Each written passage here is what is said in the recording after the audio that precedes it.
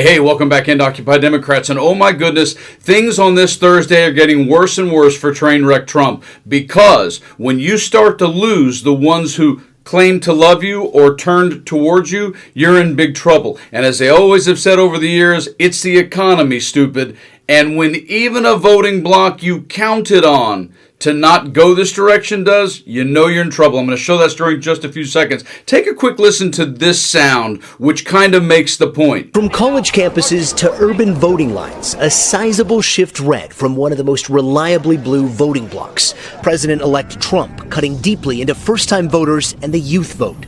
There's always a lesser of two evils, and the things that he stands for are better than the things that Kamala stands for. Oh yeah, that's what they thought. According to NBC News exit polls, among first-time voters, Trump carried 56%. That's a 24% bump from the last election.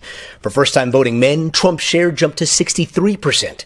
And while Harris underperformed with voters under 30, Trump gained compared to 2020. The biggest driver for Gen Z, the economy.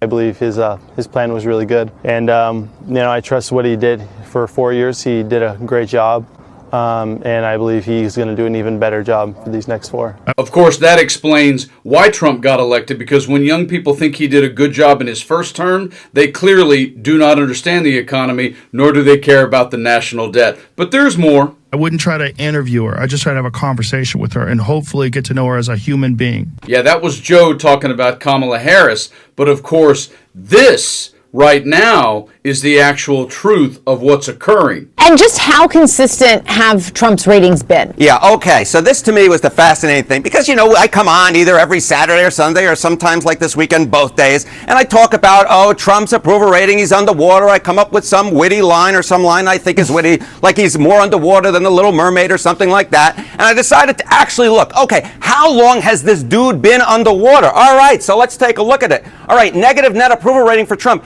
Every single day in my aggregate polls since March 12th, in terms of number of days, 180 days in a row he has been underwater. That is basically half a year. So in this breaking story, when you scatter across the country and you start interviewing a huge voting bloc of the very people that helped put Trump in office, this is how they now feel. And folks, we're only 9 months in to this second term. 9 months. And Trump's not doing anything to correct exactly what this breaking story and the young people in America are telling Donald Trump. Take a listen to the story. Super volatile. Young Trump voters delivered damning report card on first 8 months. With polling showing support for Donald Trump in freefall, young Trump voters were pressed by the New York Times to give the embattled president a report card after 8 months on the job. While not condemnatory, they were far from glowing. The Times held a focus group with 11 young adults between the ages of 28 and 33, focusing on the direction of the country under Trump. He was described as being reckless by one participant, while another identified as a Republican from Georgia, stating, "The way that he's been handling things recently, dictatorship one common thread that ran through their appraisals was that the president's actions have not lived up to their expectations when they voted for him last year." A Republican from Montana, Sarah, gave Trump the lowest scores and said changes were needed to improve the way the country is running. But maybe some of them are too drastic in my opinion, and maybe not well advised. That ranges from health to tariffs to government arrangement, discrimination. I'm concerned about what else is coming. I understand the need for adjustments, but maybe not to this level, Kelsey, who identified herself as an independent who voted for Trump, stated, "It's not a total disaster, really. Optically, it can feel like a disaster at times, especially with the violence and the blaming. Since 2020, it's been super volatile. There are a couple of silly things that I'm just like, why is this a thing? Examples are the Gulf of America. Why are we doing that? Renaming the Department of War, I don't know why that's even an effort that we're making. It's good that he's focusing on trade, for example, but he's not handling it the right way," complained Corey, a Republican from Tennessee, who added, "Trump's a businessman." And I knew that, and I thought that was a positive. But with that being said, he's a businessman, and is he making decisions now that's going to benefit him after this presidency?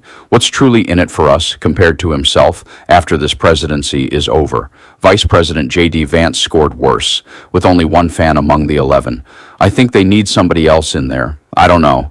I just think he's so attached to Trump that he doesn't speak his mind sometimes, stated Republican Abby, while independent Brianna stated she doesn't think Trump's VP choice doesn't have his own persona. He's just riding Trump's coattails right now and taking on his energy and his persona. I don't know what that will look like without Trump standing behind him, what type of leader he would be personally, because he hasn't shown us that. Look at that.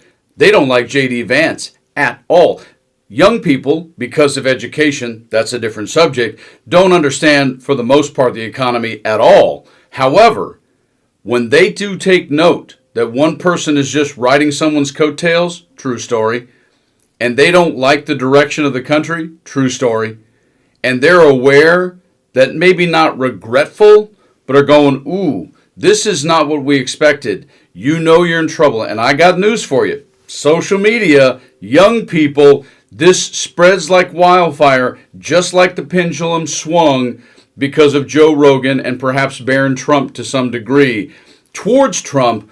Ooh, what's going to be the cricket sound when it swings away? Folks, it's already swung away, and he's not doing it because Donald Trump doesn't care.